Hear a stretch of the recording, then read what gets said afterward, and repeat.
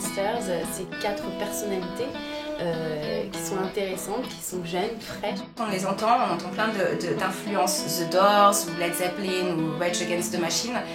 Mais il y a quand même un aspect futuriste qui rappelle beaucoup les Pink Floyd dans leur couleur musicale. C'était vraiment le souhait de Lomax, c'était d'enregistrer ces voix oubliées, ces personnes oubliées, pour leur permettre de vivre éternellement finalement. C'est quand même un idéal qui veut peut-être pouvoir voir le jour, si on peut partir sur la route et en même temps jouer et faire des concerts sur des trucs qu'on connaît pas du tout. Et à travers un paysage qui va pas arrêter de défiler, vu qu'apparemment on va beaucoup bouger. Donc ça c'est une chance qui est assez énorme et qui permet de s'épanouir comme il faut. C'est sûr qu'aller jouer aux États-Unis, c'est une opportunité qu'on attendait et qu'on nous a conseillé déjà depuis un moment.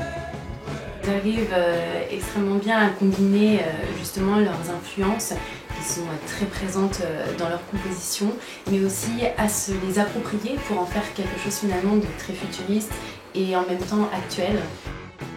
Vraiment d'aller vers le futur avec un univers digital de DJing, avec une scénographie et vraiment de prendre ce patrimoine et de l'inscrire dans une continuité.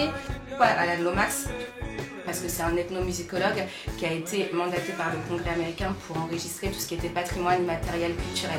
C'est vraiment pour les Moonsters ou pour nous une figure assez rock'n'roll parce que par son aspect rebelle, il a été dans des lieux interdits, il a été dans des prisons, son père avant a été dans les champs de coton et grâce à lui, tout l'héritage, la racine du blues, de la folk music, de la country, du jazz, de la soul existe maintenant et il a eu énormément de disciples, des gens qu'on admire tous, Pete Seegers ou Bob Dylan, The House of the Rising Sun, c'est grâce à Lomax que cette chanson existe.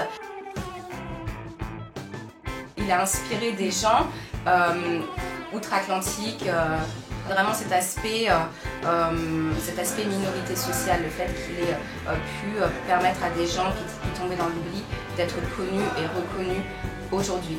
On connaît tous les gens, quasiment beaucoup de groupes qu'il a enregistrés, on les connaît tous quasiment.